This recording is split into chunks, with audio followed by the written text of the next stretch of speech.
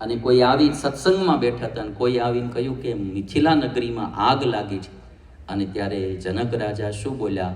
મિથિલાયામ પ્રદીપ્તાયામ નમે દહ્યતે કિંચન. મિથિલા નગરી સળગે એમાં મારું કાંઈ હળગતું બહુ નાની હુની વાત નથી. આ તો હું તોપ નોંધાવાની વાતો કરું, પિસ્તોલ મળી જાય તો ઘણું થઈ રહ્યું. એટલે આપણે તો આ વાતો કેટલી છે કે બહુ મોટી મોટી બધી ઘટનાઓ જે ઘટી અને યાદ કરીએ તો ક્યારેક નાના મોટા સુખ દુઃખ આવે તો આપણે સ્થિત રહી શકીએ, આપણી બુદ્ધિ સ્થિર રહી શકે. એટલે જનક રાજાને મારું તારું નહોતું. સુખદેવજી મહારાજ એવા હતા, ચાલ્યા જતા હતા, લોકો એનું અપમાન કરે, તિરસ્કાર કરે, સુખદેવજીના મનમાં કશું જ હરખ શોક નહીં.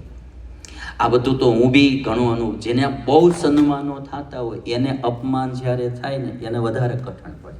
જે મારા અપમાન ઝાઝા સહન કરતો હોય બિચારો એને બહુ અપમાનનો બહુ વાંધો ન આવે, પણ એકવાર બહુ સન્માનો થતા હોય અને પછી એનું જ્યારે અપમાન થાય એ સહન કરવું બહુ કઠણ.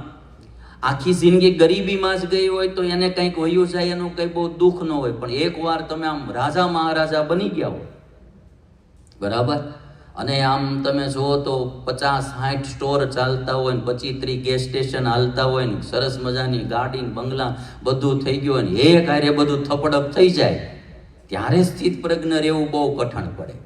જોબ જ કરતા હોય ત્યારે જ કંઈ બહુ કાંઈ વાંધો હોય નહીં. જે બહુ આમાં સ્થિત પ્રજ્ઞતામાં ક્યારે જરૂર પડે? બહુ સીધી વાત છે કે બહુ મળી જાય ને અને વયું જાય ત્યારે વધારે સમજણની જરૂર પડે, કારણ કે સહન કરવું બહુ કઠણ પડે.